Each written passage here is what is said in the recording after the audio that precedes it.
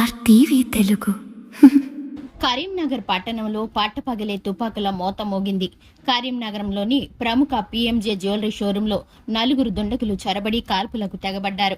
ఈ ఘటనలో నలుగురు షోరూం సిబ్బంది తీవ్రంగా గాయపడగా భారీ మొత్తంలో బంగారు ఆభరణాలను దొంగలు ఎత్తుకెళ్లారు.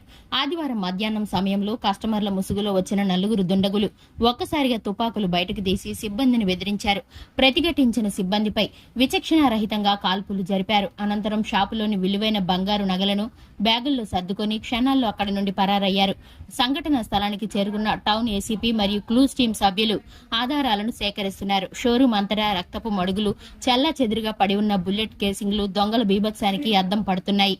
కాల్పుల్లో గాయపడిన నలుగురిని స్థానిక ఆసుపత్రికి తరలించారు. వీరిలో ఇద్దరి పరిస్థితి విషమంగా ఉండటంతో వారిని హైదరాబాద్ కు తరలించేందుకు ఏర్పాట్లు చేస్తున్నారు. నిందితులను పట్టుకునేందుకు నగరం నలుమూలల పోలీసులు నాకాబందీ నిర్వహించి తనిఖీలు చేపట్టారు. షోరూంలోని సీసీటీవీ విజువల్స్ ఆధారంగా దుండగుల ఆచూకీ కోసం గాలిస్తున్నారు. నడి రోడ్డుపై ఉన్న జ్యువెలరీ షాపులో ఇలాంటి సాహసోపేత దోపిడీ జరగడం స్థానిక వ్యాపార వర్గాల్లో తీవ్ర కలకలాన్ని రేపుతోంది.